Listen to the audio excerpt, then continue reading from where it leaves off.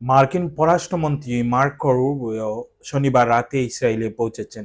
New York টাইমসের খবরে বলা হয়েছে, গাজা থেকে ফিলিস্তিনি সরিয়ে মার্কিন প্রেসিডেন্ট ডোনাল্ড ট্রাম্পের পরিকল্পনা জোরদার করতেই রুবিও ইসরায়েলে সফর করেছেন।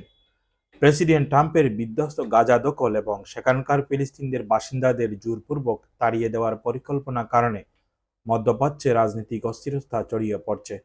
এর মধ্যে আজ রবিবার জেরুজালেমে বৈঠকের জন্য প্রস্তুতি নিচ্ছে মার্কিন পররাষ্ট্রমন্ত্রী মার্কো রুবিও। পররাষ্ট্রমন্ত্রী হিসেবে এই অঞ্চলে রুবিওর এটিই প্রথম সফর। টাইম অফ ইসরায়েল জানিয়েছে, রুবিও তেল আবিবের বেন গুরিয়ন বিমানবন্দরে অবতরণ করেন। আজ রবিবার ইসরায়েলি প্রধানমন্ত্রী বেনিয়ামিন নেতানিয়াহুর সঙ্গে বৈঠক করেন রুবিও। বৈঠকে প্রেসিডেন্ট ডোনাল্ড ট্রাম্পের বিতর্কিত প্রস্তাবের বিষয়ে আলোচনা করবেন।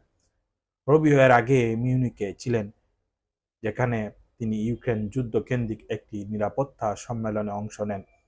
সম্প্রতি ওয়াশিংটন সফরকালে নেতানিয়াহু ডোনাল্ড ট্রাম্পের সঙ্গে সাক্ষাৎকার করেন এবং গাজা নিয়ে ইসরায়েলের পরবর্তী পদক্ষেপ মার্কিন প্রেসিডেন্টের পূর্ণ সমর্থনের জন্য কৃতজ্ঞতা প্রকাশ করেন। ট্রাম্প শনিবার ট্রুথ সোশ্যাল প্ল্যাটফর্মে লিখেন, এখন ইসরায়েলকে সিদ্ধান্ত নিতে হবে তারা কি করবে। মার্কিন যুক্তরাষ্ট্র ইসরায়েলের নেওয়া সিদ্ধান্ত সমর্থন করবে।